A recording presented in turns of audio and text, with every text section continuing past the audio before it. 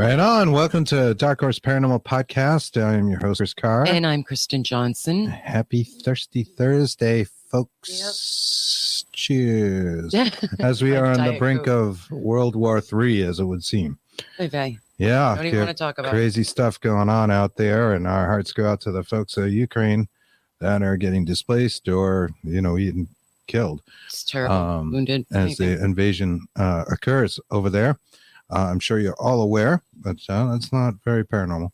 But we're thinking about you.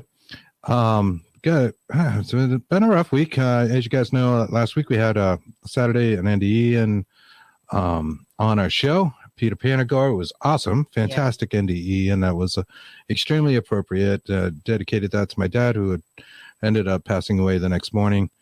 So that was about the best show we could do. I don't believe in coincidences. We booked that date December. So as that would fate would have it, that's how that played out. And that was an appropriate show to do. So, things been a little rough, but we're here. We're live. We got a great show for you guys. Do I say that every week, Kristen? Every week, because we usually do. What do you mean usually? Well, we do. Well, sometimes we have tech glitches. Sometimes we fuck up. But tonight's show may or may not be brought to you by Mindy's chef-led artesian Don't look at me. Gummy edibles. I just wanted to say after that, thanks, Chris. Hi, Mom. Yeah, she's... It's just a gummy, for God's sake. She doesn't know what gummies are. These are delicious. Uh-oh. I think our guest just dropped. A little bit of glitchy problem. Oh, there he's back. He's back. He's back. I see him. We've got a backstage area you guys can't see. He's just waiting. He's ready to run out. And let me tell you about him, because he's quite a guy. His name is I don't look at that brain fart. Christopher. Yes. Christopher was born in Portland, Maine, and became aware of spiritual energy at an early age. Spirit communications, on the other hand, was something he had never thought he would pursue. Living for many years in an extremely haunted house, this sparked his love and interest to the paranormal, something we definitely want to talk about. Mm-hmm. After investigating an old seminary in Maine, he discovered his ability as a psychic medium. This led him to discover his own spirituality, and he is now an independent spiritualist minister, as well as a Reiki master teacher who works with various paranormal teams in an effort to, oh my gosh, I just lost my screen. I'm so sorry. In an effort to seek validation. Wow, getting a little glitchy over here. Let's bring him around right now. Mr. Christopher Brown, how are you? Hi, welcome. I'm doing well. I hope. I'm sorry about the sloppy intro, my friend. I had a little glitch on my side. No worries. Too. We're having having some technical difficulties, but hopefully this is working out. Yeah, I can hear you good. I can hear you well.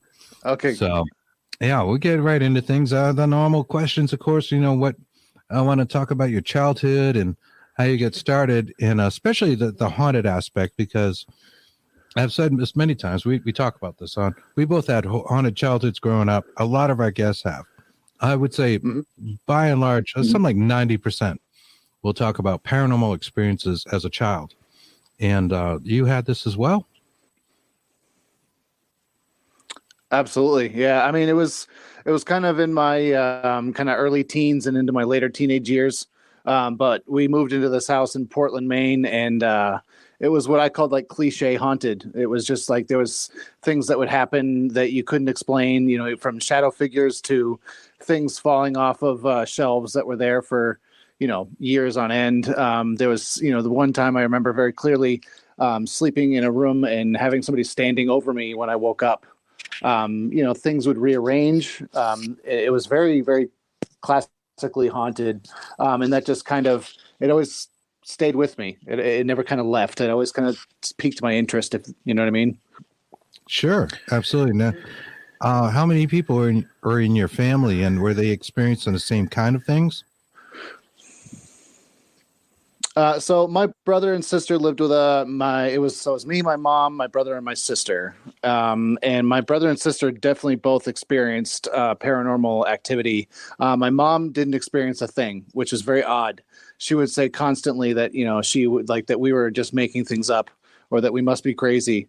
And both my brother and sister and myself were like, no, there's definitely something paranormal going on around here. Like this is more than just us, thinking something's going on. Active imaginations, right? Mm-hmm. Do you think that's because she was in like a certain Yeah, exactly. More than just active imaginations. Right. So you think that she might have seen these things, but just had a disbelief for it? Or didn't want it to be true? I think she might have, yeah.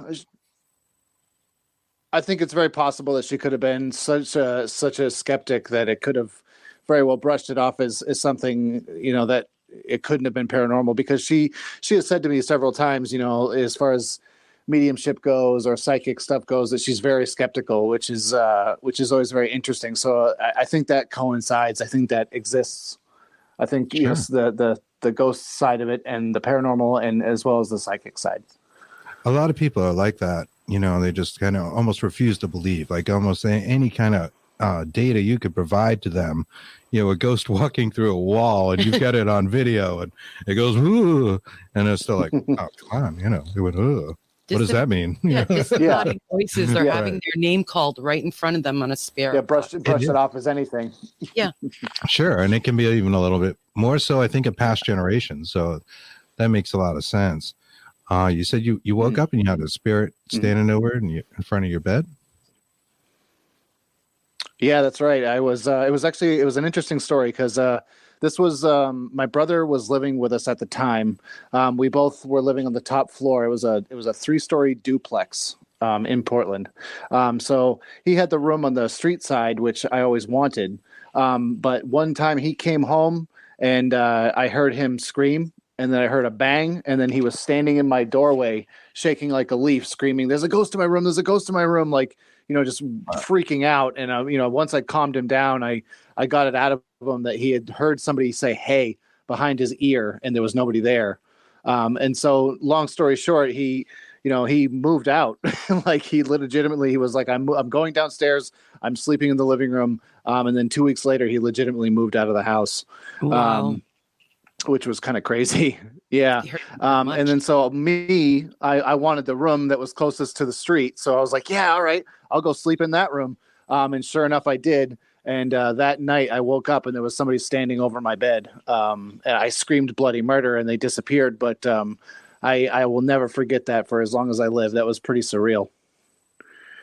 Wow. I just wanted to ask you, was it a shadow figure? Was it an apparition, full bodied? Do you remember really what it looked like?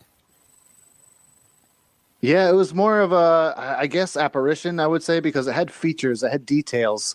It wasn't so much a shadow figure as it was, looked like an actual person standing over me in the darkness, which was even more kind of frightening because once it disappeared, I knew that there was nobody there, Right.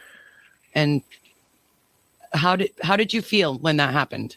I know being a child and stuff, but did you get like any kind of feelings at that moment, like at that time, knowing that what you do now, maybe it stems from your childhood as well? No, This I can't say as though I match the feelings that I have when I experience things now. I know I was purely terrified. It's the best way I could describe it, is just absolutely purely terrified. I agree with you. I can see that. Yeah. And it's a funny when you're in bed and you're kind of half asleep, half awake. I forget, what is that word for that? Do you remember? It's a yeah. Anyways, in that state, I feel like that's when the veil is the thinnest, if you will, and then things can seem to happen and creep in, and that's when you can see things the most. I do want to say hi to some of the people out in the audience out there. Hey, Steve Auclair, what up, buddy? It's my buddy. We were just talking. Haven't talked to him in a long time, so thank you for watching. Anne-Marie Young, Joanne Stewart, Hi, Joanne. Crystal, and there's actually a question here from Kaz Clark, who was on our show to talk about the Pentric incident. Kaz. Hello, Kaz. Yes, Kaz. Kaz is on, and she has a great story as well. But she had a question for us here. So do you think EVPs are linked with UFOs? That's an interesting question. I never thought of it that way. I honestly don't think that they're linked directly. I think that EVPs, that's something that's directly tied to the spirit world. So it's hard for me to say. I've never seen evidence that they're connected, so I can't say that they're not. But in my experience, most of the time that they're connected with somebody that is in the spirit world.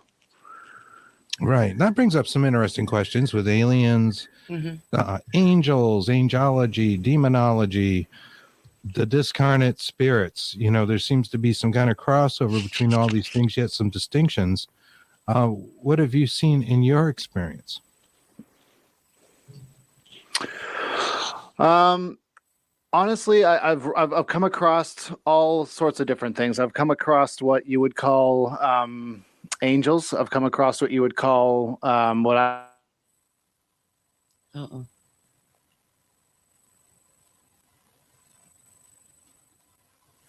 We kind of lost him. We lost him a little bit there, but we can elaborate on that a little bit. I think they are different things, although the alien phenomena seems to cross over more with demonology and angelology as well, which is the study of angels that people don't talk about a whole lot. There he is. He's come back. Kaz says she has EVPs coming through on her recordings when she's doing Interesting. Yeah. Interesting. I'd like to hear those, Kaz. Yes. Here we go. No problem. Are you guys getting a storm up there? I know you're up in Maine. Hey. Yeah, we're up in Maine. I live in the woods. Our internet's not the best. All right. That's all Maine is. Problem. Woods. No problem. Yeah, a lot of woods up there. Well, then, Anne Marie says. Well, yeah, that's no problem. If you drop, just come back. We'll bring you right back in, and we'll just keep you yammering on. But I think those things are kind of distinctly different. Although with the aliens, it is a little tough to say. A lot of alien abduction phenomena is a bit like paranormal phenomena.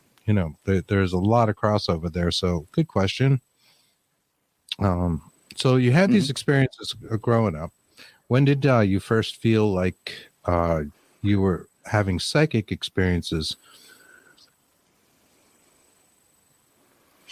Honestly, when I was kind of going and investigating Parsonsfield, it was a Parsonsfield Seminary. It's a place in Maine. When I was there, I was walking around. I started getting images and I started getting feelings, and I started to get like these different stories that I was kind of making, or what I thought I was making up in my head. And sure enough, I was in the attic and I felt a little boy's spirit wanting to play hide and seek with me. And I was like, well, that's, I could just be making this up. I was trying to debunk it myself. I was, cause I believe, I'm actually kind of a skeptic myself, and I still am a little bit. But I was trying to debunk it, and I was trying to say, no, it could be anything else.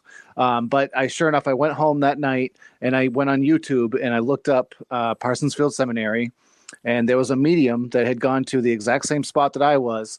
And the first words out of her mouth was, "There's a young spirit here and he wants to play games with me." And I just, my jaw dropped, and I was like, that's kind of what I felt. And like, that's the same thing that I was thinking. Wow. And so it sparked my interest. Yeah. It sparked my interest. And I was like, I got to research this and I got to look more into this. And the more I did, the more I found out that I was able to kind of connect with the other side. And it's been a fast process, but it's been a long process as well, if that makes any sense. No, it makes sense. That definitely makes sense. Now, when you say, that's how you thought of it, right? Let's talk about that. So you had the image in your mind, you just had this almost reference point.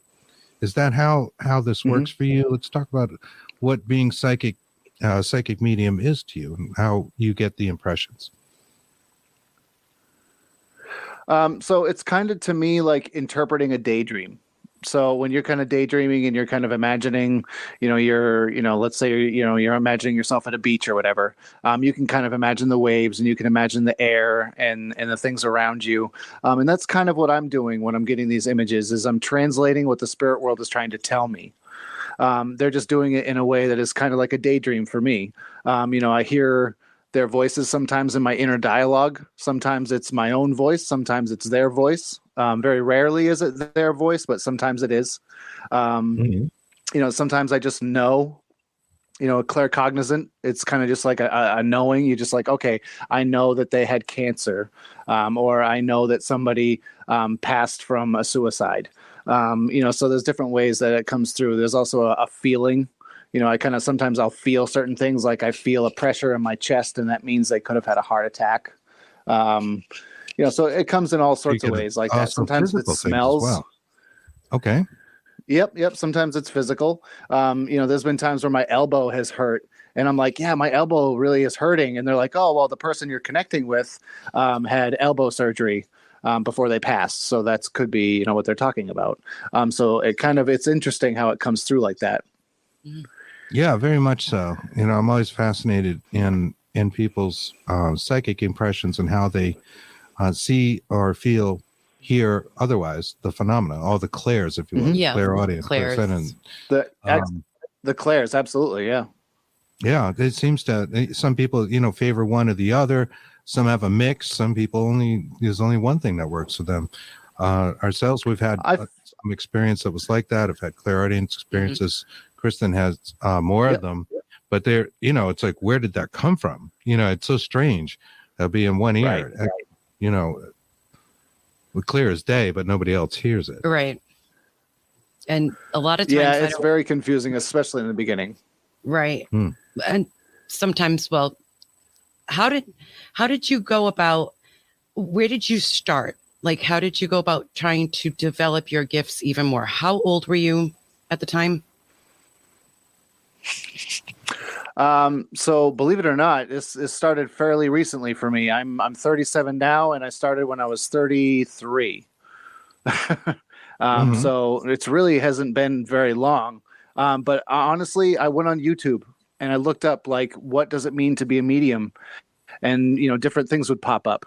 And then it would say, like, if you are experiencing clairaudience, or if you're experiencing clairvoyance, if you're experiencing claircognizance, clairsentience, then you might be experiencing these things, and then putting them to test. When in the early stages of my development, I would read for people on Facebook. So they would show a picture of somebody who had passed, and then it would be kind of like my job to give an impression of what I felt. And through validation with that is kind of how I developed my clairs and how and my kind of early development, if that makes sense. I don't know if that answers your question, but yes. No, I just. No, that's really good. That's really good. Knowing that you grew up with a haunted childhood, and that's why I asked you how you first felt when these experiences were happening. Which I'm going to say is a little like alien abduction phenomena, Kaz Clark, where we have had the experience of being in the presence of what seems to be aliens, and then your abilities, these psychic abilities, come about like later. Like they seem to develop. So if you're around, like I do believe this, that people that are in, really haunted places a lot, or at least connecting with the energies that are there, it will enhance their ability. Absolutely. I think that's 100% true. I don't know if it's just practice or if something just gets like unlocked in your brain and then, things start to happen or you notice them better. Well, and I think that sometimes really heavy moments in people's lives can trigger these kinds of things as well. Like, especially for me, like, I'll be honest, my past was, I had a past with drugs, and I had a past with, suicide attempts and depression and anxiety. And so I went through a really rough time, especially with, recovering from the drugs and things like that. And I think that triggered it for me. It really, once I became sober and I started to kind of like give myself over to the spirit world and just kind of say, hey, look, universe, like, I am putty, do with me what you wish. That's when I really, when I really noticed things changing for me, and it changed for the more positive. I started to live a more spiritual life. I started to kind of just enjoy life more. And ever since then, I've had such a new lease on life. It's pretty incredible. So I owe mediumship to a lot. That's awesome. We've had Great. other guests tell us that too. Mhm. You know, like they went through periods in their life where they were, you know, had addiction issues of all sorts, whether drinking or alcohol, whatever. And in their recovery, it just seemed like their senses opened up or blossomed. You know, Yeah. it almost makes me wonder if like part of the addiction is like repressing some of the things, the noise in your head, if you will, or has any relation to that. I think it absolutely does. Especially from my experience, there was a lot of times where, you know, I would say, oh, I hear things, you know, I hear voices in my head, and people thought I was schizophrenic. You know, people thought I was crazy, but turns out it was just untrained mediumship, and it was clairaudience to like the max. You know, I mean, there was just a lot of spirit people trying to talk to me all at once, and I couldn't make heads or tails of it. Like And an so what would I overload. do is, yeah, a definite overload. And so I would use alcohol and I would use drugs, and I would try to drown it out and just try to quiet my mind because it was always so loud. Everything was always so loud. A lot of people say that. Interesting. Yeah. Interesting. Some questions on the audience. I'm going to pop up a couple. Joanne Stewart, and I saw your other comment about your daughter. I am sorry, Joanne, but she asked, do you get a lot of people that need help to cross over? In my opinion, I don't run into that a lot. Usually the people that I run into, they've already crossed over. So I can't say that I've had that happen. So no, I guess I can't say that.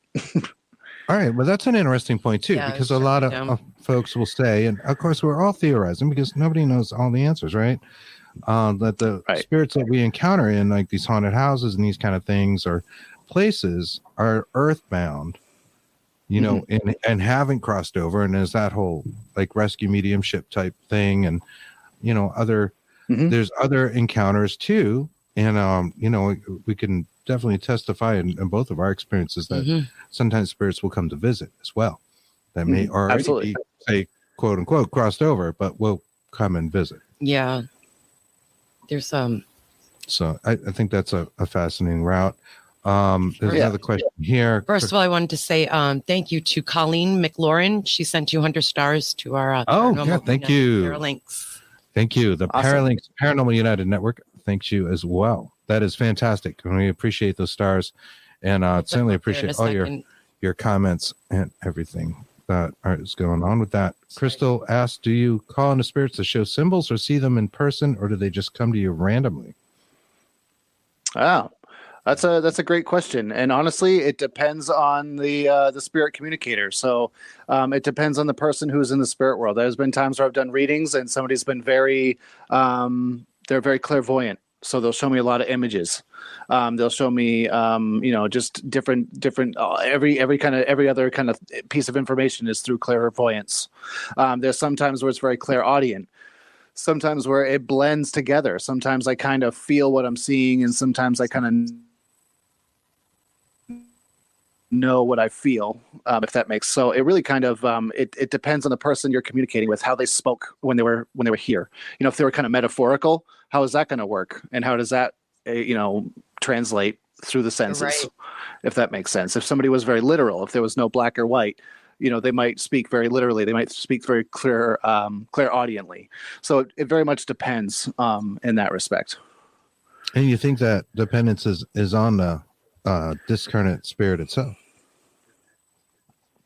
I believe so, because they're the ones that are knowing what psychic faculties and mediumship faculties that we have that we could use to better translate what they're saying, because they're going to use the catalog in our brains that we have.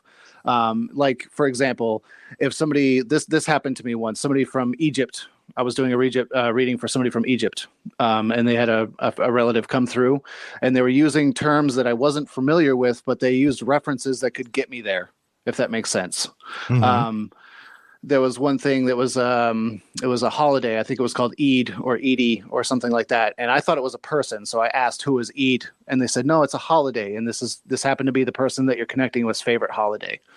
So it was interesting in that way that they chose to communicate with me. I think that's cool. And I don't think language matters so much, because there's other ways to do it. Right. Absolutely. talked about Annabella Cardoso on the show before. I'm not sure if you're familiar with her, but she does these. She's really into ITC, and her research is really fascinating.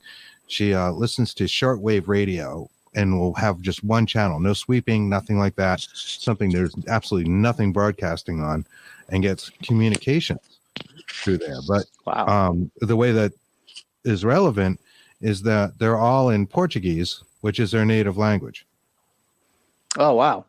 You know, she lives in Spain, and you know, they speak Portuguese in Spain, but they're not in Spanish, they're in Portuguese, and it's what, you know, she knows the people on the other side. She gets these communications, so it's relevant to her as being the target. You know what I'm saying? I think if somebody else were having that experience that didn't speak Portuguese, they probably wouldn't speak in Portuguese. Right. They would use language that you would understand, I would believe. Yeah, I've had this question because I've been really wanting to go to Göbekli Tepe. I'm drawn to that. Oh, place. yeah. I've heard of that place. So I said to Chris, because it's in Turkey, I said, I don't know any Turkish. Do you think if I did a session and they would come out in English, you know, so we could understand it or get us there somehow, you know, what they want us to help them with or whatever they want to say. So, yeah, that's, I've had that question for years. Awesome. See Jay Hill out there. He was a guest on our show a couple weeks ago. Hey, Jay, what's going on? Hi, Jay. Hey, hello.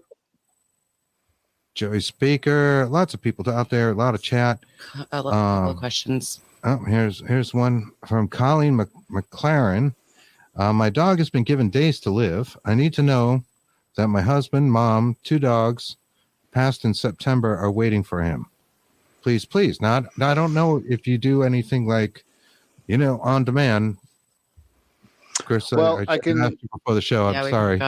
So, some people like to do that kind of thing, like do like live readings, and other people like are highly offended if you ask them, and everybody has a right to how they feel. So no, I'm not offended in any way, shape, or form. I honestly, you know, my feeling on the subject for her is absolutely they're waiting. You know what I mean? There's no reason why they wouldn't be. There's so many people that are in the spirit world that are waiting with unconditional love, and so when that time is right and when the moment comes, they will absolutely be there to help help them cross the rainbow bridge. Awesome, thank you for that. Mr. Ken Allen says, hello. Hey, Ken, what's up, buddy? How you doing? I see Stephen Woodward's out there. Hi, Stephen. Jim Brown. I'm not sure if that's a relative of yours. Jim says, Chris, what's Jim going Brown. on? Hey, Jim, no relation, but he's a good friend. Hey, Jim. Excellent. Jim. Excellent. Now, when you're asked to do some sort of psychic ability, are you walking into a haunted location? I know you work a lot of haunted locations. We'll talk about Wilson's Castle. We met you and everything in a little bit. Do you do anything special to like clear your mind? Are there filters that you have to like turn off to let that information in, or does it just hit you? I kind of wait for it to hit me. You know what I mean? When I walk into a haunted location, I kind of wait for the spirits to come to me. I want there to be a rapport, and I want there to be like a trust. So what I do kind of do is I put it out there. I just say, hey, you know, if you would like to communicate with me, I'm here. I come with love. I come with light. Just know that. And then I that's the intention I put out there. And I usually wait for the spirit world to come to me. And so that's kind of what I do. I don't put up any barriers or anything necessarily. I do power up and power down. I don't walk around kind of tuned in 24/7. I will definitely shut it down, just because it helps with my own personal sanity. You know, if that makes any sense. I would bet. So how do you power up? What do you do to prepare? And honestly, it's a mindset. So when I go into a reading, what I will usually do is I'll just kind of let people know, like, you know, a brief little thing, you know, just like I'll ask them if they had a reading before. I'll kind of break the ice a little bit. Usually I'll just take a deep breath and I'll put my mind and I'll kind of shift it into the spirit world, and then we start communicating. So that's kind of how it works. It's just a shifting of your mind. It's kind of like, you know, the magic eyes. You ever heard, seen those magic eyes, those old things? I'm not where too you would sure. look really close and it'd be an image. You'd look really close at the image and then you pull away and it would be like, a rabbit. Yeah, or an eyeball or a rabbit or something. It's Yeah, kind of like that. It's kind of like the- focusing in on something and then Oh, unfocusing. yeah. Yeah. Oh, you mean like the paintings that used to be Yes. in the malls back in our day, where you look at the painting and kind of stare at it long enough. Yeah. You say, "Oh, I see a boat." Yeah, that kind of thing. Sure. That Exactly. yes. So it's Okay. a focus. Yeah, right. So you're It's losing a focus, right? Yeah. When you say shift focus, almost like losing kind of focus, like not really paying attention to anything. So you're kind of opening yourself up. Does that make sense? Exactly. Yeah, Cool. that does make sense. All right, this is Ken Allen. There's another question out here for you, and we do want to talk about certain other things and in your bio that I found really fascinating. But there's a lot of questions out, a lot of people out here. Crystal asks, when doing mediumship on someone, do you ever withhold information because you don't understand it, or just say it anyways? I honestly just try to communicate as best as possible. So I will try to give the information as clearly and as authentically as I can. There's definitely an ethical way to go about it too. So there are times when there's heavy subject matter that comes through, like say somebody was murdered.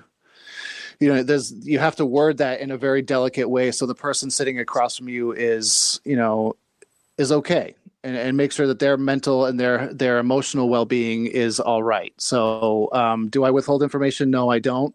But I do word it in a way that doesn't damage the person I'm sitting across from emotionally or or spiritually, for that matter. I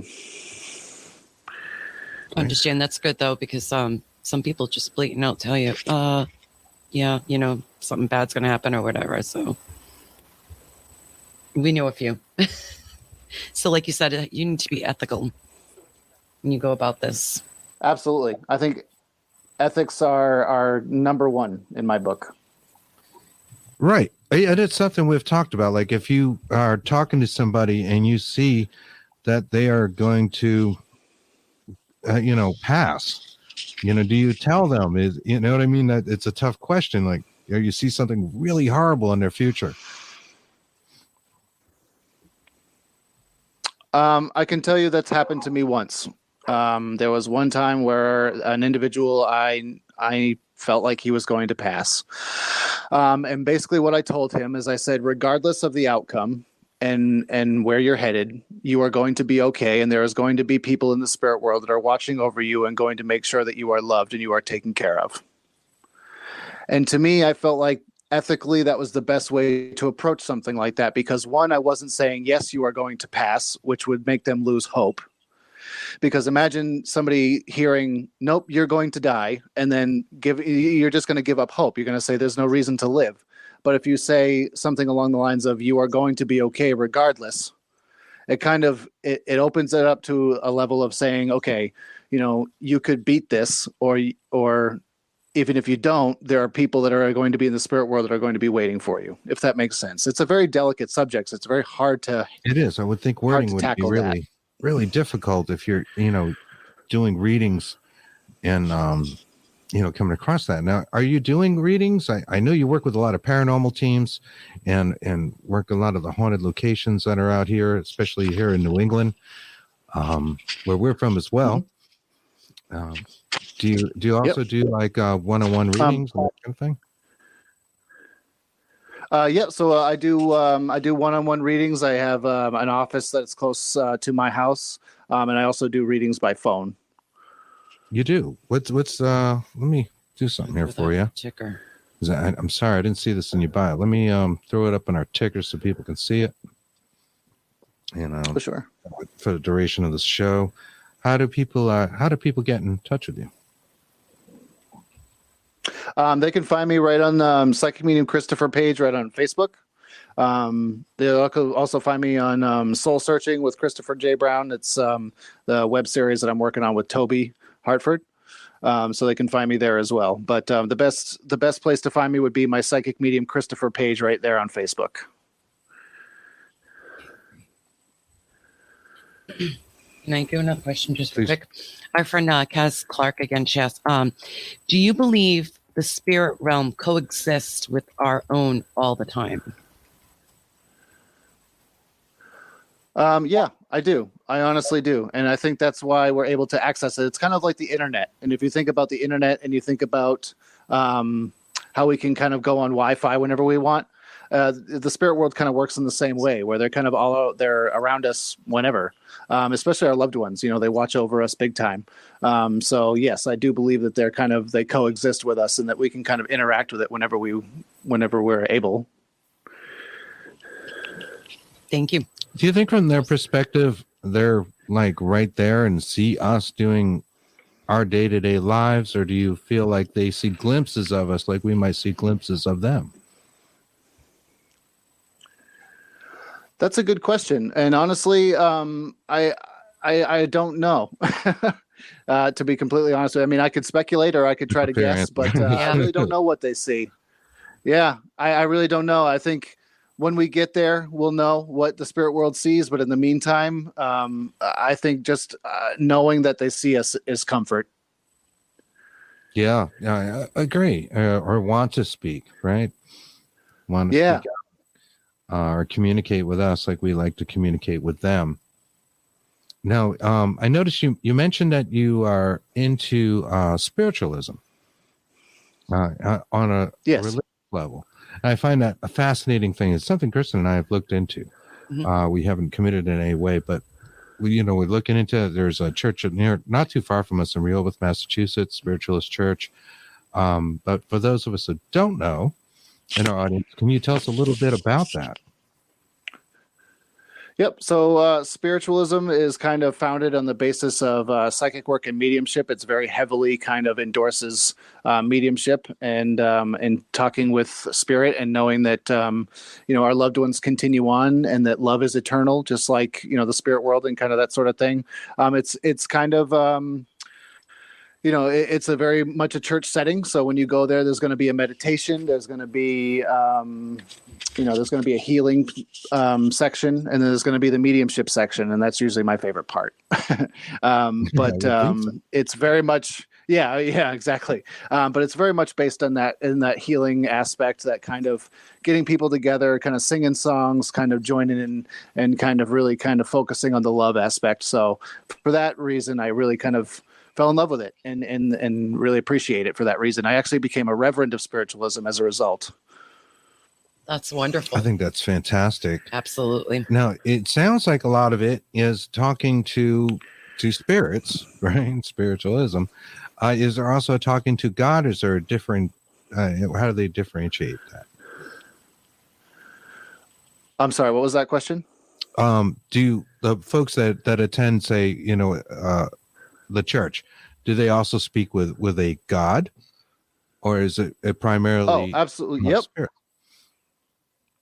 No, it's kind of God is very much a subject in this. There's the belief in God, the belief in that God is kind of a part of all of us. That it's kind of that love is a part of all of this. That literally the spirit world is love, and that's kind of what it talks about. That God is love in all aspects. So that's kind of what it talks about. There's also the talk of angels that are in spiritualism as well. There's the archangels that people talk with and connect with. Reiki is very much endorsed and kind of supported by spiritualism as well. So it's really a cool kind of religion that is very open-minded to a lot of different people. It's not something that's closed-minded to anything. Just come as you are. Be who you are, and usually, you're accepted. I like that. On a personal level, that clicks with us. I know I've always been turned off by some of the formalness and rules, if you will, of Christianity and other religions, as well as certainly the scams and things that have occurred and the horrible things. But totally relate to archangels.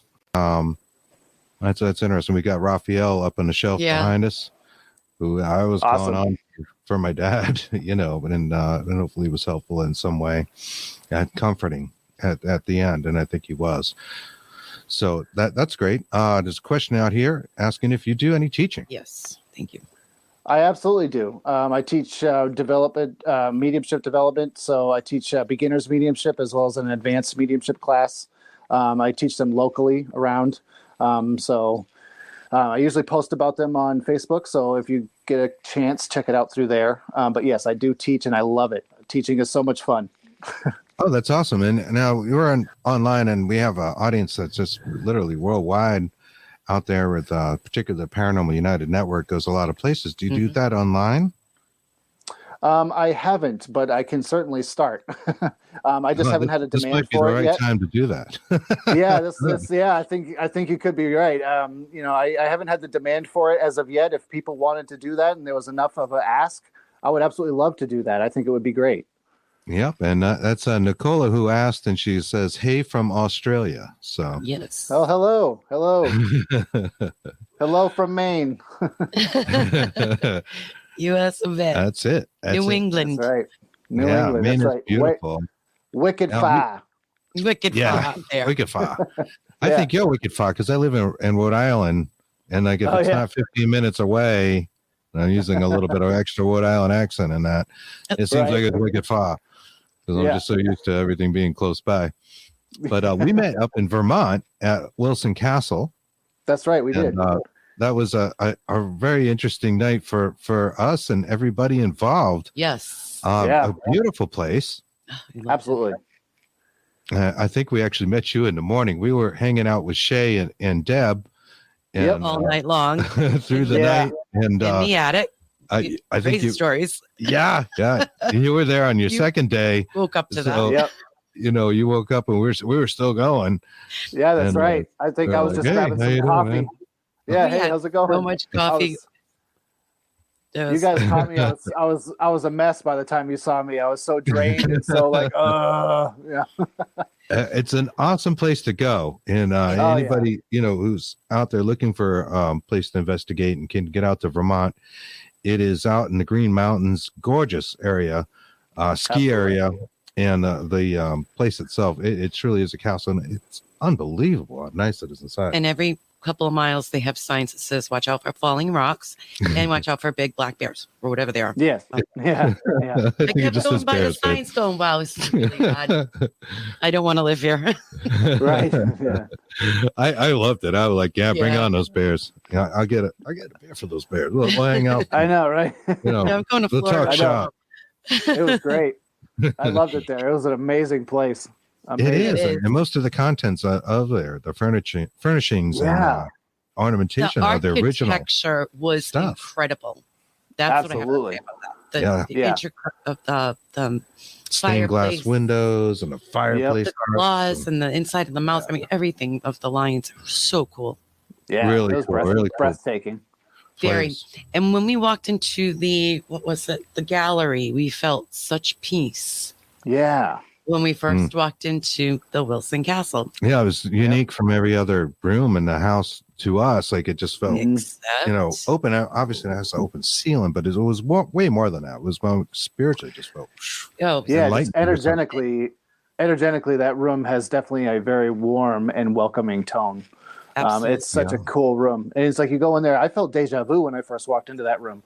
I was like, I have seen this room before, and I could not place it. I couldn't figure it out, and I'd never been to Wilson before. So I was like, what is going on here? I was like, I know I've been in this room before. It was the wildest thing. That's crazy. Yeah. Well, Cass Black has another question out there, and this is an odd one, Cass. Do you think angels are dimensional or interdimensional? So I guess that is to say, does Christopher think that the angels live in the same dimension and time space as us, or they swap through different dimensions? I go with that. That's a very interesting question. I would have to think that they would be interdimensional. Somebody who is discarnate or who is not, like in my personal opinion, an angel is a being that is not incarnated in a physical form. So all they know is the energetic form. All they know is their spiritual body. So for them to be able to travel through the different dimensions, I think is more than plausible. Cool. Okay, all right. Good answer. And let's see a few more hellos out there from Canada. Great White North. So with the readings, are you willing to do short readings for anyone? I would be happy to do that. Sure. Okay. All right. Give it I'm a sorry. shot. I keep asking you, but I know some people really. No, Yeah, that's I'm all so right. sorry. I can do my Brittany, best. All right. I Brittany actually, Kittle, if I'm gonna be doing a reading, do you mind if I come to you, Chris? come to me. Do you mind if I read you? Oh yeah. Yeah, you can do a reading for me. And Brittany, I'm sorry, you're just gonna have to take a number. No, well, only because I've had a gentleman that has been with me that I feel like is connected to you for the last couple hours. Very persistent man, a very intelligent man nonetheless. But this is somebody that he's acknowledging that there wasn't the ability to say goodbye, or there wasn't an ability to be there in the very last moments. Does that make sense for you? Well, yeah, it certainly does. My father's passing. That's connected to your father, because I'm hearing from him that you weren't able to be there by his side when he passed. Does that make sense? Yes. Yeah. My So sister he's just and my mom were. So he's just letting you know, he's like, my son, that's okay. He's like, I love you. Don't worry about that. Okay. And he wants you to know that. Now, this is a very intelligent man when I connect with him. Does that make sense? Yeah. Yeah. Oh, my yes, dad was literally a genius. Yeah. Yeah. Because he keeps driving home for me. Like, when I keep blending with his energy, he's just like, he's so smart. He's so intelligent. But this is a man that was like, he has such a dry sense of humor that you'd be like, what do you like? Sometimes you'd be wondering what he's talking about, like as far as jokes. Does that make sense?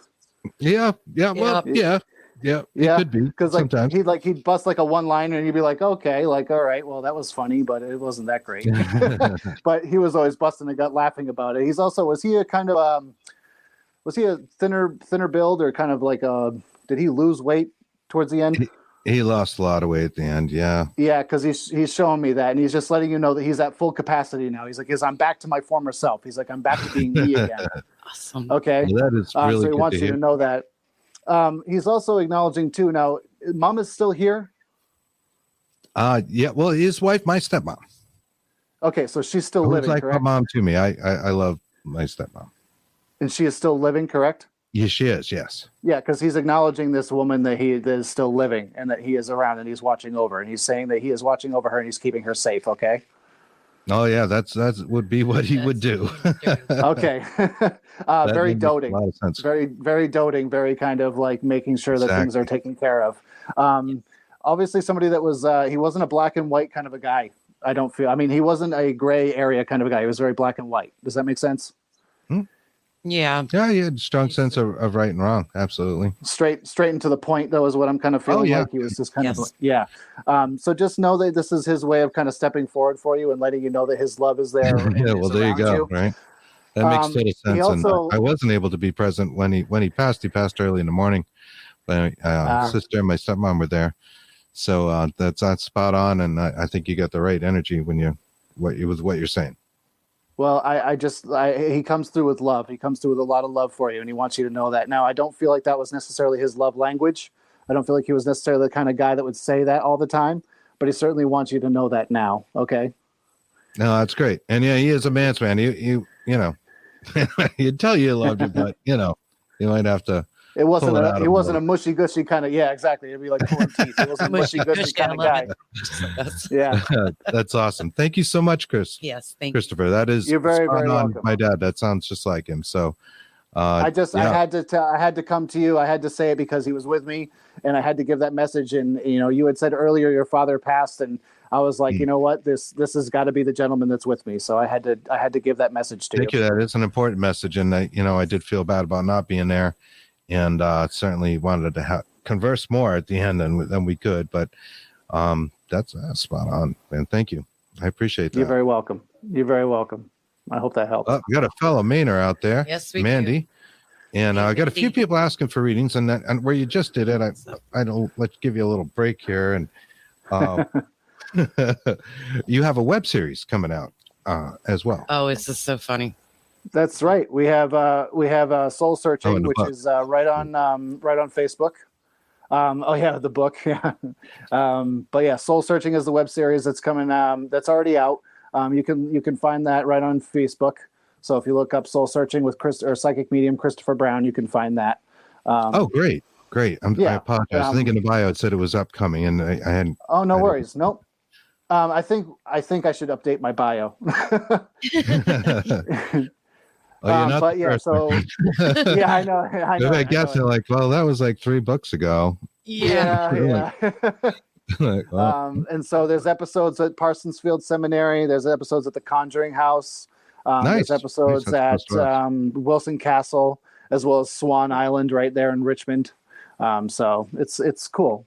It's been a lot of fun. I think I saw you post something about Swan Island recently. Yeah, that's right. I'll be going back there. I'll be doing gallery readings on Swan Island in May. I got a lot of events coming up in May, so I'd love to talk about those as well. Oh, of course, absolutely. Like, where is Swan Island? Is that, I'm guessing that's situated in Maine, and whereabouts? So that's right in Richmond, Maine. So we're going to be taking a ferry over, and we're literally going to be stranded on the island. So once we're there, we're going to be staying there. We're going to be camping over. It's going to be 2 nights, I believe. So we'll be camping out and doing that, and that'll be a great time. And I'll be doing gallery readings on Saturday and Sunday. And then Awesome. in May 12th, I believe May 12th, I'll be at the Haunted Hawthorne Hotel with Scott Allen. Nice. Salem. In Salem.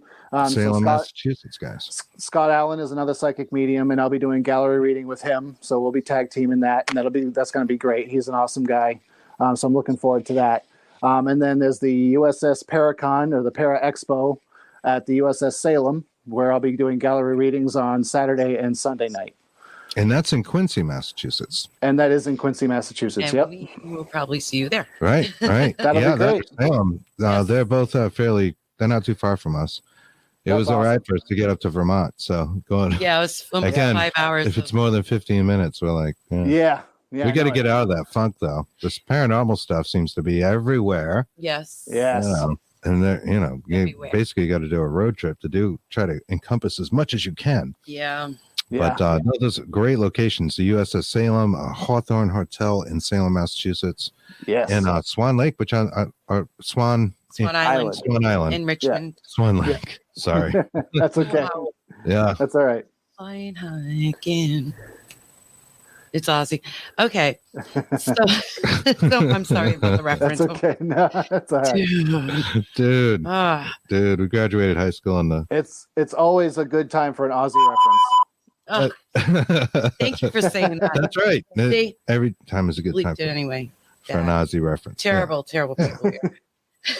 At least somebody's older than us. Okay. All right. Aussie. We love Ozzy. Yeah. Shit, Hey, Aussie's great. Greg Koss out there. Andy Lucretia, and there was a couple of people that wanted a reading. Yes. Let me go back. I think our first one was Brittany Kittle. Britt Kittle. Brittany Kittle. Okay, let's see here. Brittany Kittle. So it almost feel like there's a Brittany. If you're still there, just kind of comment in the section below. But there's a female coming through for me, and it almost feels like she feels like she's a grandmother that's connected to you on your mom's side. I feel like she wants to come through with a lot of love for you. She is acknowledging too that her passing was very quick, and it was expected, but it was very fast. Does that make any sense for you, Brittany? Can you comment in the sections below? She said hello, so she's still with us. A female on your mom's side of the family that would have passed fairly fast. But I feel like her diagnosis to passing was quick, but she was dealing with this for a long time.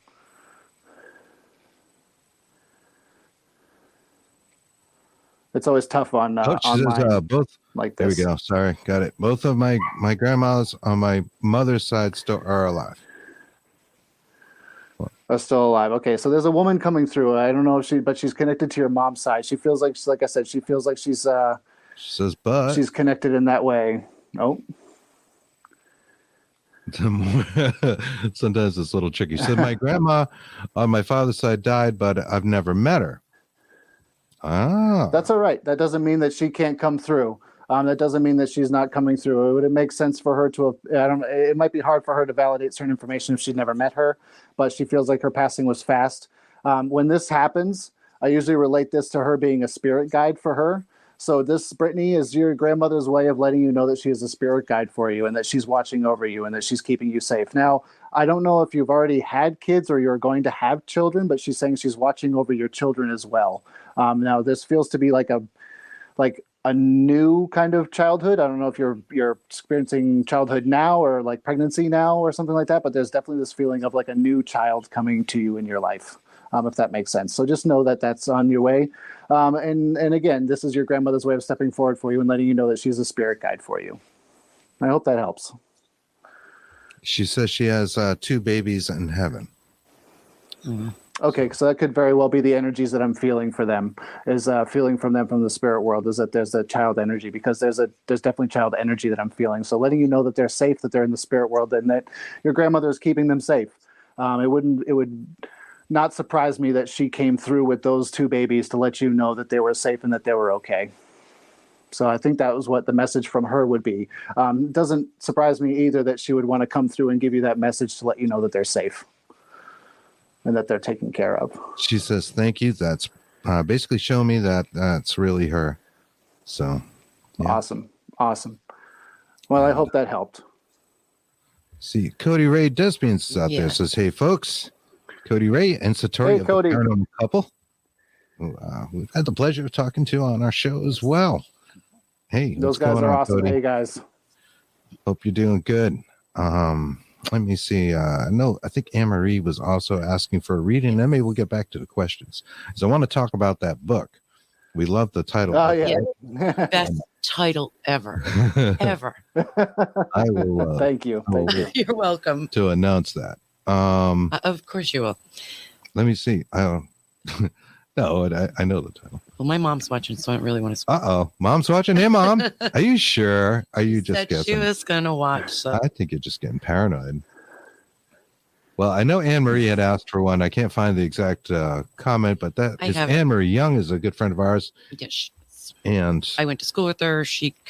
Her sister married my cousin, so we're family. They're kind of like related and stuff. We're kind of like related and stuff. Oh, nice. Yeah. Nice. We went to Salem with her and we had a good time, and I'm trying to figure out which one she's watching on. And she jumps around sometimes, but it's all right. She was asking for a reading if possible. Okay. All right. So it's Anne-Marie Young. She would love one too, but it's okay if he doesn't have time. Okay. Is she still around? Yes. Yeah, she's on. Okay. I didn't post her actual question asking for a reading, but there's a little picture there. I don't know if you can see that. That's her. That's her. All right, I'm trying to look at the picture there. Let's see. Anne-Marie. So honestly, I'm not feeling anything on the spiritual side, but I am feeling that there's a congratulations in order. I'm also hearing too that there's like this self-deprecation that is going on sometimes with you, where you're beating yourself up for no reason. And it's almost like I'm hearing that you need to stop that. Of course, as I'm saying that, there's a gentleman that's coming through from the spirit world, and he's somebody that would have been very supportive of you while he was here. This is also somebody that feels like he would have passed from something that he is acknowledging that would have been, he's taking responsibility for. So that either means suicide or drugs and alcohol, if that makes sense. This is somebody that kind of was young when they passed, I feel like. This was somebody that was kind of like, but they knew better. And it was something that nobody knew was coming either. This is something that was very unexpected. So if that makes sense for you. If that makes sense, can you comment on the comment there? She had said yes, thank you, but I'm not sure at what point. Yeah, it was might have been a little before. Yeah. Oh, you still there? Oh. Let us know. And she says, my brother. She is her answer. It just popped up, and probably a little internet delay. She says, my brother. Her brother. Okay. So it makes sense for him to have passed in that way. So this is his way of stepping forward for you and letting you know that he loves you. The dynamic that I feel with you is he just keeps saying best friend. So you guys must have been very, very close. You guys must have been very kind of somebody that was, just his very close friend. Does that make sense for you, Anne-Marie? Were you guys very, very close? Because he's definitely feeling to me that you guys were close.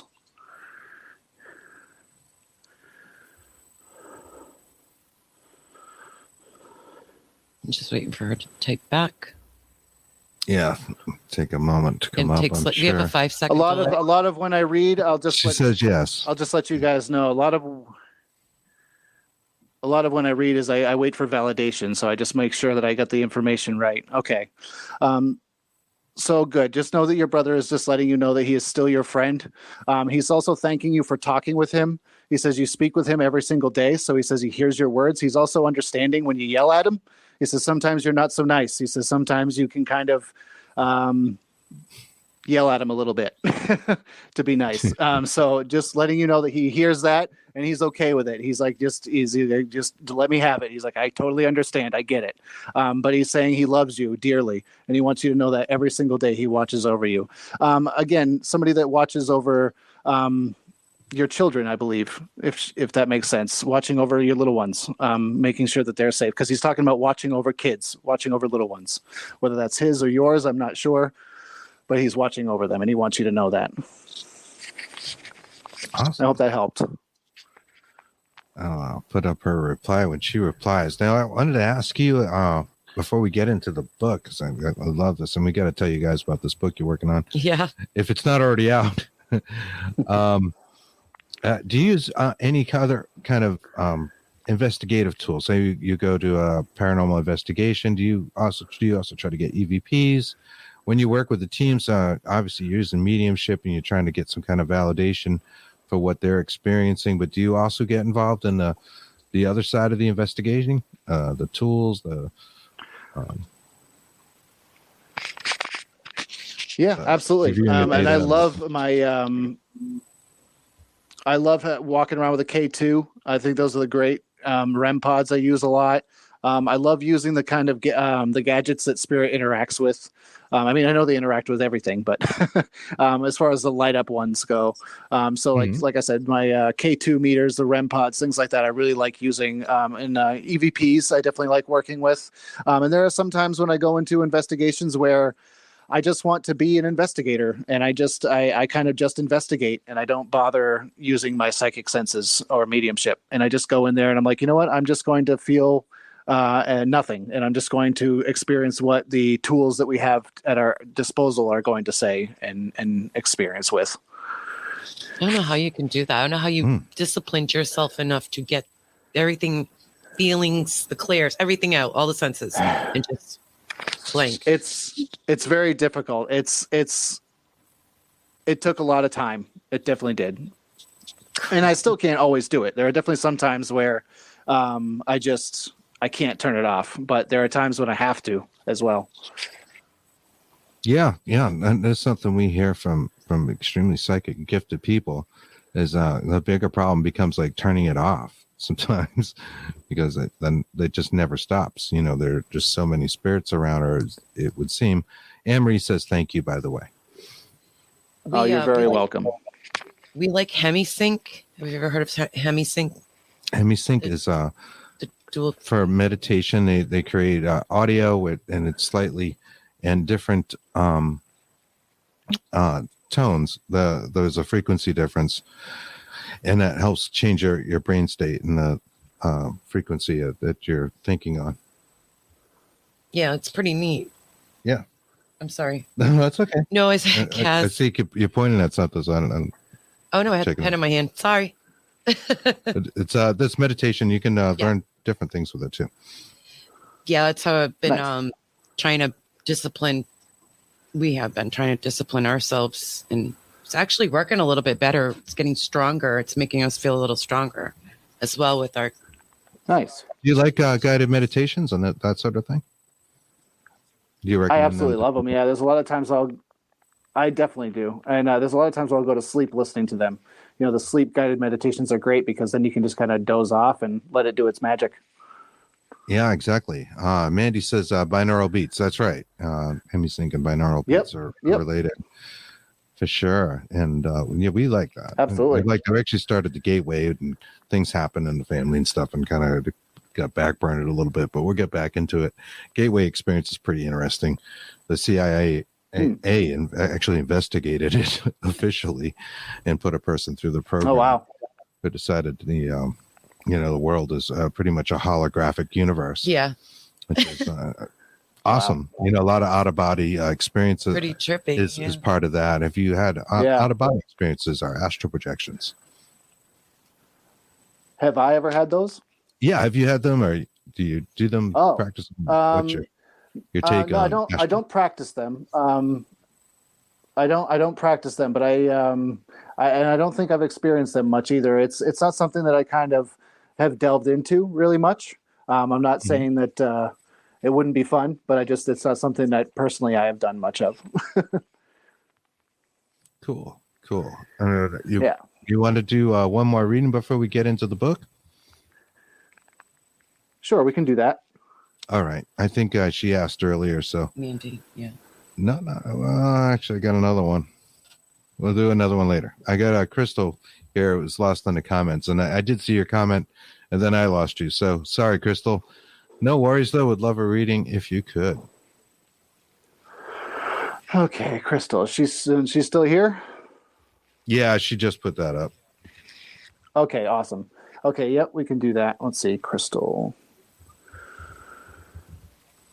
So I don't know if this makes sense for you, Crystal, but I have a woman in the spirit world that's coming through for you. She feels like she's like a motherly energy for you. She definitely feels like she's kind of coming through and saying she's like mom, but I don't feel like she's connected by blood.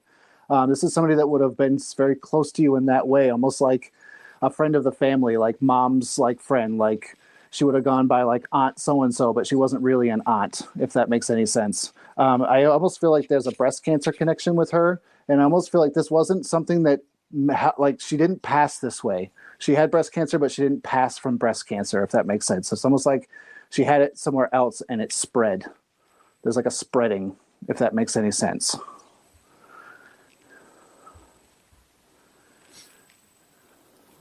Like I said, there's quite a few out there, and there's a little delay. 5-second delay. We probably won't get to all of those. She says, yes, it does make sense. Okay. So know this woman is stepping forward for you and letting you know that she loves you. This is somebody that is talking about, again, this is somebody that is saying that, like, if you weren't able to be there by her side when she passed, it's okay. She's also talking about, too, is she was at home when she passed. She's telling me that she felt at home when she passed. Now, to me, that means that she was surrounded by loved ones, that there was people around her that were allowing her to pass. Like, there was people that were saying, it's okay to go. You are okay. It's all right. Okay.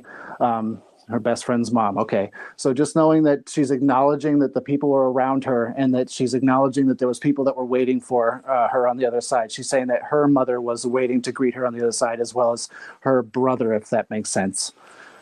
So she wants you to know that.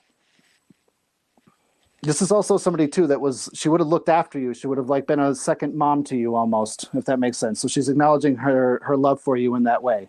She's saying that you were like her second child almost.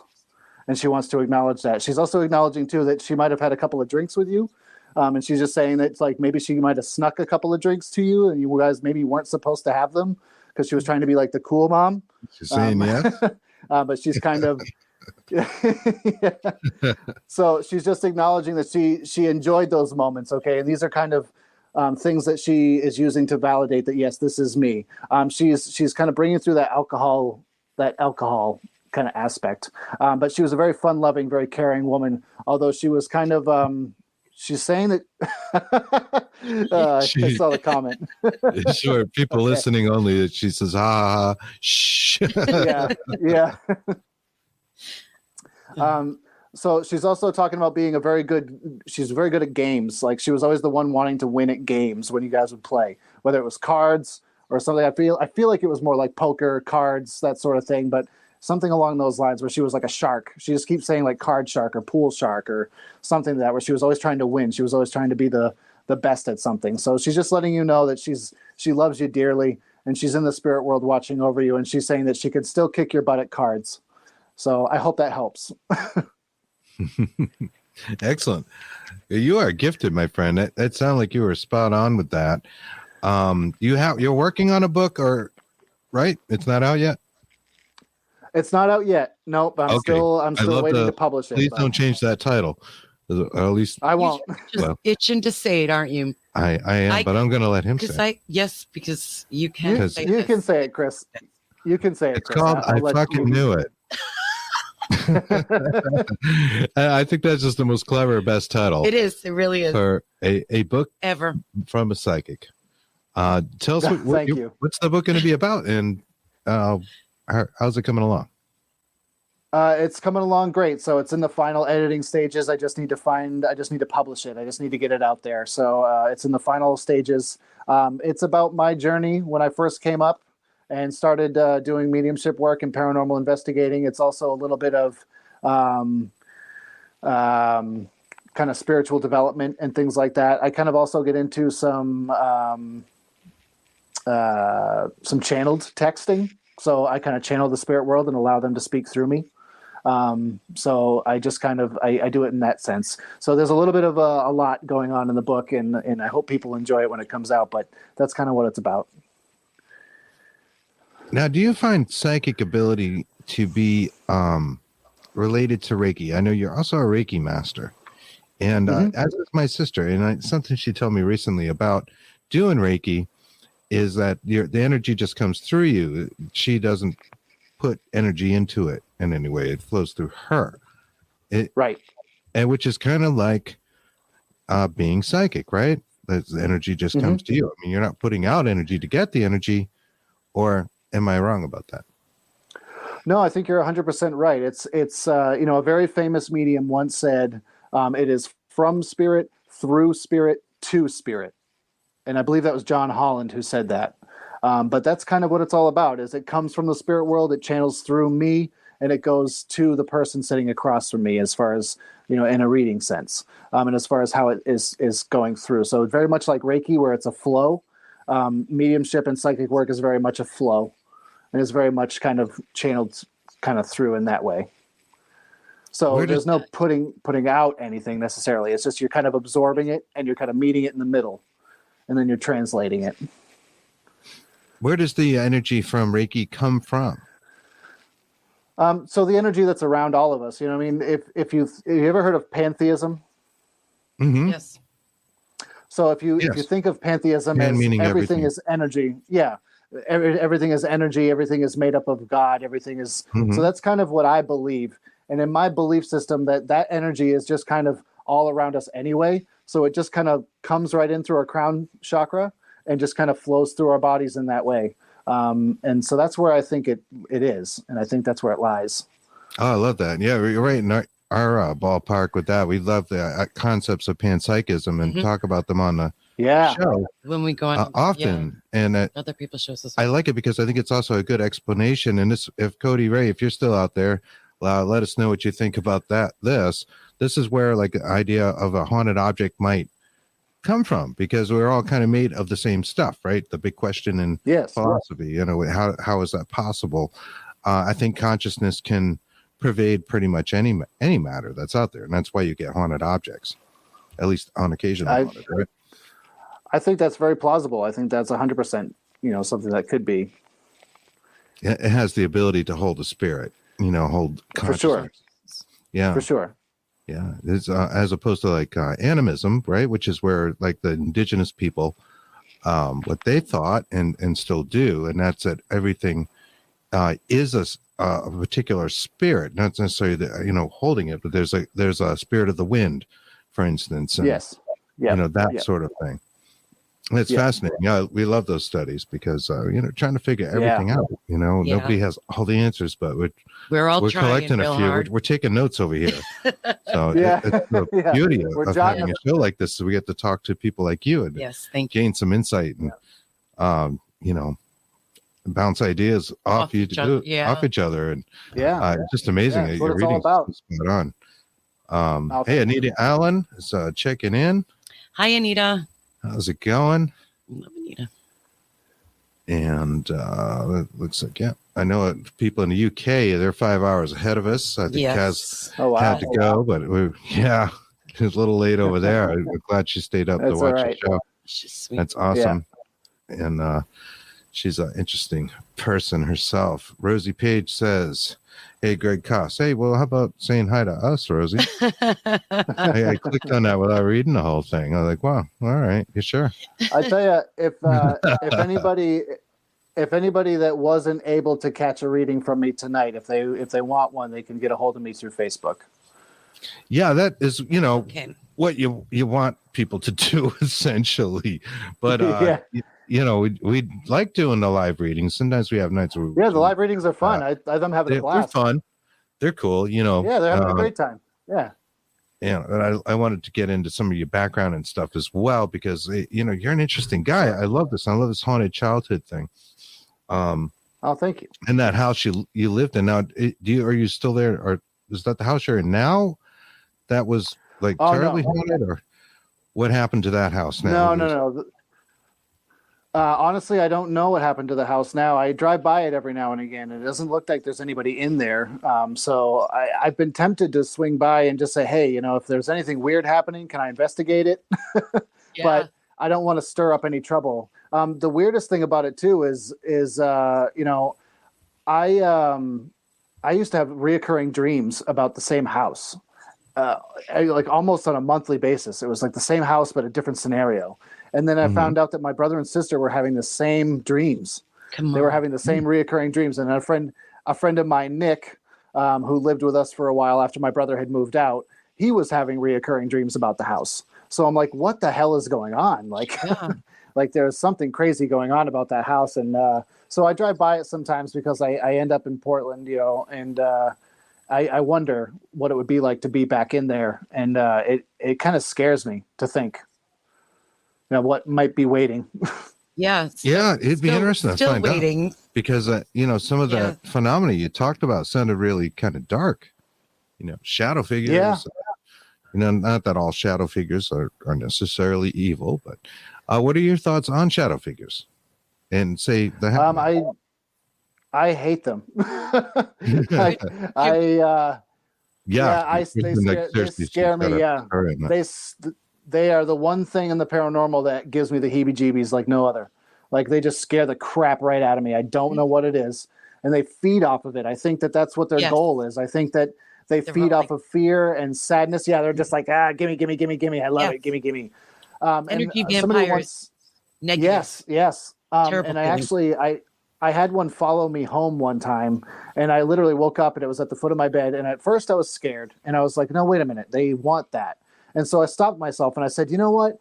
Thank you for following me home. You must have, you're such a good guy. You must have wanted to make sure I got home safe. Thank you so much. I love you, man. And it literally was like, ew, and left, and it peaced out. Oh, yeah. Wow. It was the coolest thing. Cause I gave it the opposite of what it wanted. It wanted fear. It wanted sadness. And so I gave it positivity, and I gave it love, and it didn't like it. Yep. Well, the next time I see one, I shall do that. Thank you. Instead of getting the crap scared out of me. It's tough. Yeah. It's tough, but yes, absolutely. Yeah. Even the imagery bothers her because I can't look at childhood experiences. Anita Allen says, I grew up with a ghost as well. It's why I learned all the stuff I did. Exactly, Anita. One of the points we made at the front of the show was that a lot of our guests, like I would say at least 90%, I have to go with that, because we ask that question a lot on purpose. Did you have a haunted childhood? Have had haunted childhoods or some sort of experience as a child? And Rosie said hi to us, so thank you. Yeah. Jess has another comment here. Rosie says, I always have activity from invisible things. I don't see light or dark. Oh, yeah. Anne Marie Young says, no fear. So I would say this light, dark, that does remind me, like what we're talking about. We're saying shadow figures seem to be of the negative sort. We also talked about angels earlier. Do you think there is a spiritual warfare battle, endless battle that is going on? I honestly think, I don't know if this necessarily like a battle. I think it'd be the same as equating it to a battery. You have the negative and the positive end. They just coexist, and they're both equal, and they're both kind of eternal, but they do coexist. One doesn't beat one or the other. They live together in harmony. So I think that's what's happening in the spirit world. Is there's the light, and then there's the dark, and because of the universal balance of things, they have to coexist. Right. Well, you wouldn't know one from the other, if you didn't have the differences, right? Would all be right. It's like somebody put it to me this way: if you were an all-white being in an all-white room, how would you know if you were the being or the room? you would have to have some contrast or some dirt on your hands to differentiate yourself from the room or not, right? You'd have to have a little bit of darkness. So that's kind of what I equate that to. That's interesting. Yeah, no, that's a good perspective. You know, you have to wonder when you guys were talking about how shadow people are like energy vampires and doing these things. Like, what would be the drive, the inspiration behind that? You know, like, why would you It's a negative. want to be that?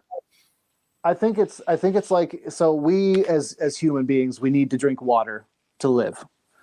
So if you were to tell us, like, if let's just say like a being from some other dimension came to us and was like, hey, stop drinking water right now.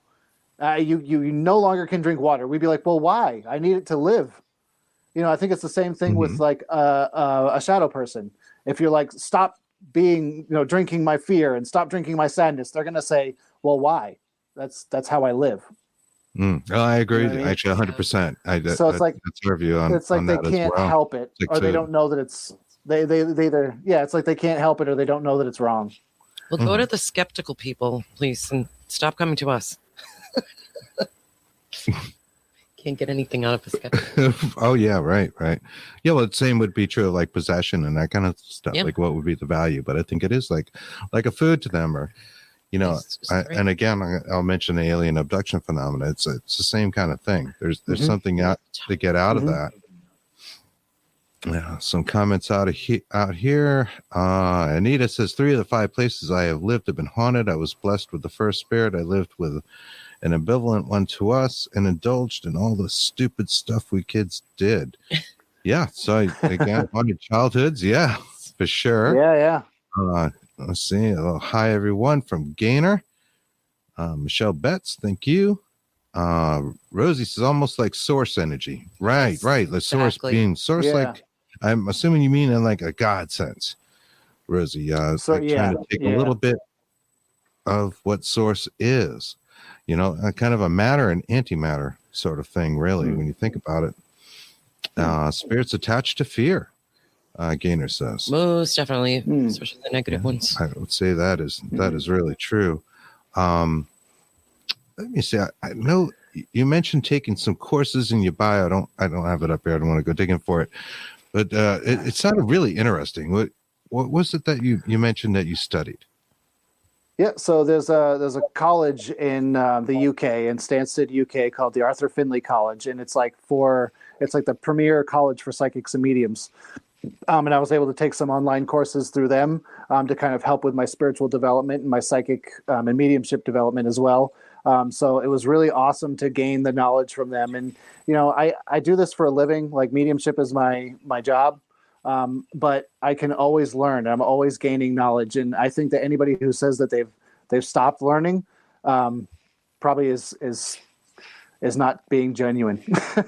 You know. Yeah, so sure. I'm always trying to learn, and I'm always trying to.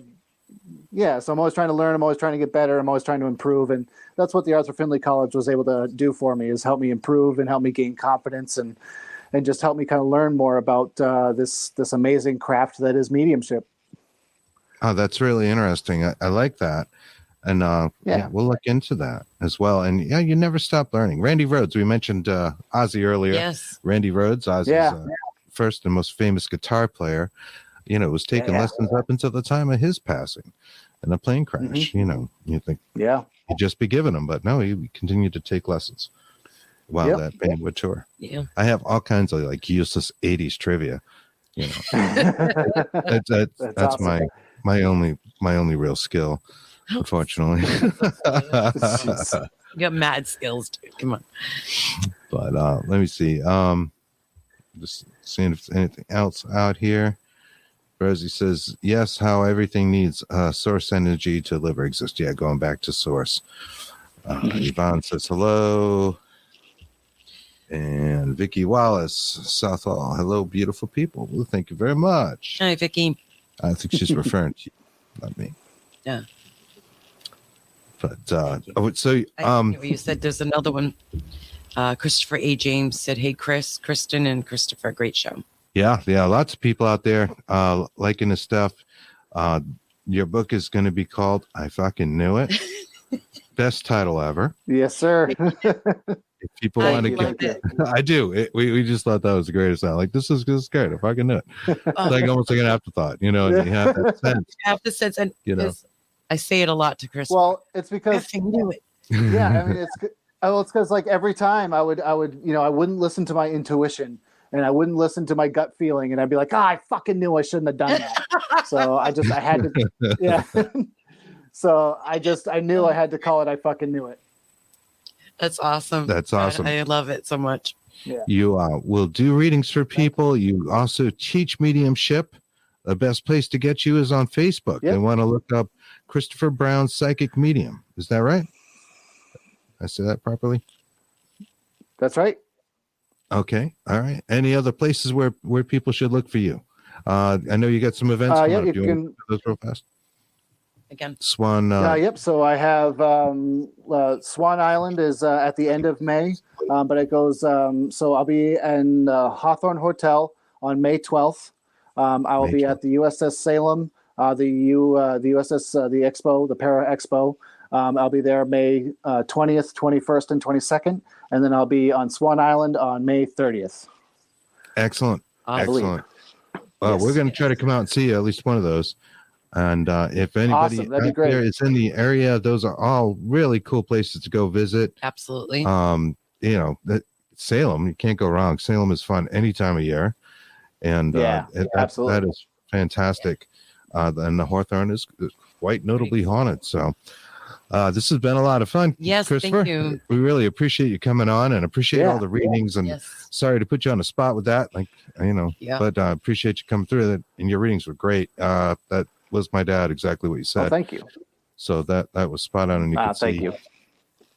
In our audience that you were definitely hitting the mark, my friend. So get out and see this guy. You want to check out his web series on YouTube. Again, it's called Soul Searching. Is that right? That's correct. All right. Sorry, for some reason I had mental block and I was like, did I say that right? And the book is going to be called. Okay. And we will see you soon, Christopher. We appreciate it. All right. We'll see you guys around. Thank you so much. This has been a blast. Awesome. Thank Thanks. you. That's all the time we got for the Dark Horse Paranormal Podcast, folks. Hope you had as good a time as we did. We'll see you not this Saturday. We are off this Saturday coming up with Bigfoot and the Bunny, but we'll be back next week with Dark Horse and Bigfoot and the Bunny. Mm-hmm. Thanks again and have a great night. Thanks, everybody. Good night.